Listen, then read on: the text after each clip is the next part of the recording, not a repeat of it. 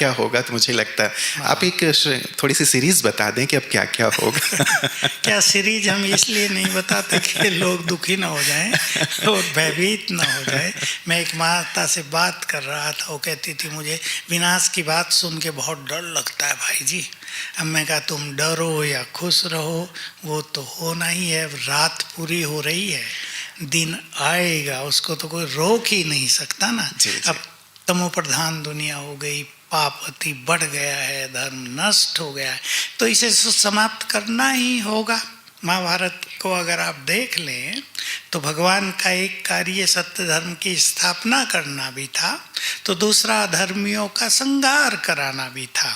अब उनकी भी तो माताएं, उनकी पत्नियां भी तो रोती थी ना।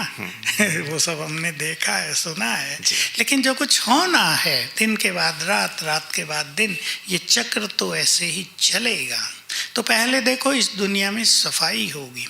अभी मैं थोड़ा थोड़ा बता देता हूँ। प्रकृति का परिवर्तन होगा। प्रकृति बहुत दूषित हो गई है, तमो प्रधान हो गई है। सब जानते हैं पोल्यूशन कितना बढ़ गया है। तो ये जो पोल्यूटेड एटमॉस्फेयर है चारों ओर, इसमें तो देवता आ नहीं सकते। ऐसी गंदी हवा तो वो लेंगे नहीं, उनको तो स्वच्छ सतो प्रधान हवा चाहिएगी। तो इसकी सफाई होगी। और ये जो एटॉमिक वार होगी, जिसके बारे में हम रोज चर्चा सुनते हैं, और एटम बम्स बनाए हैं लोगों ने, तो वो कोई म्यूजियम में सजाने के लिए तो नहीं बनाए। जो जो चीज़ें बनी हैं उनका उपयोग हुआ है। पहले युद्ध लाठियों से हुआ करते थे, पत्थरों से हुआ करते थे, तलवारों से, भालों से, फिर छोटे छोटे बम, तोप के गोलों से बंदूकें बन गई, बंदूकों से युद्ध हुए। अब मिसाइल्स और दूसरे तरीके हैं। अब भी हम देखते हैं युद्धों में लोग इनका प्रयोग तो करते ही हैं ना। तो ये सब प्रयोग होगा, इससे ये वातावरण संपूर्ण क्लीन हो जाएगा। अग्नि चाहिए ना इसको क्लीन करने के लिए। ये भी एक इस विश्व रचना में रहस्य है कि एटॉमिक एनर्जी से ये सब प्योरिफिकेशन भी हो जाएगा। एक और नष्ट भी हो जाएगी बहुत सारी सृष्टि, दूसरी ओर ये वातावरण भी प्योरीफाई होगा। लेकिन भारत संपूर्ण नष्ट नहीं होता।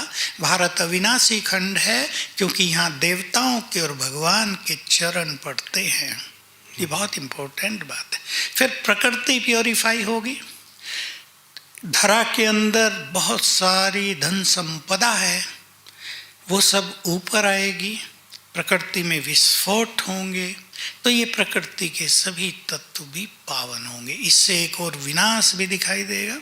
हैवी रेन्स भी बहुत होंगी, जिन्हें मूसलाधार बरसात कहते हैं। और उसका एक पर्पज ये भी होगा कि जो गंदगी यहाँ होगी उसको बहा के सागर में ले जाएगा पानी।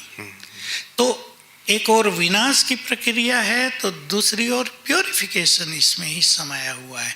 तो एक और बुराई दिखाई देगी लोगों को, दूसरी ओर अच्छाई दिखाई देगी। कलयुग जाता हुआ दिखाई देगा, तो स्वर्णिम युग आ रहा है, उसके नज़ारे भी सामने प्रकट हो जाएंगे। जैसे ये विज्ञान, अब इसने विनाशकारी चीज़ें बहुत बना ली हैं, सुखदायी चीज़ें बनाई, और सुखदायी चीज़ें विनाश ये विज्ञान तैयार करेगा। ये सुखदायी चीज़ें भी बढ़ती जाएंगी, यहीं पुष्पक विमान बन जाएंगे।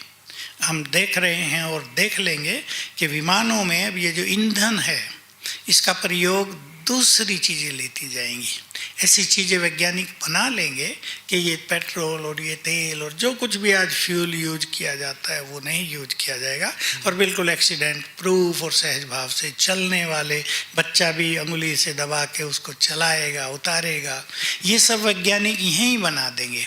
तो एक वो निगेटिव पहलू, दूसरी ओर सतयुग की स्थापना के लिए जो चीज़ें जरूरी हैं उनकी इन्वेंशन।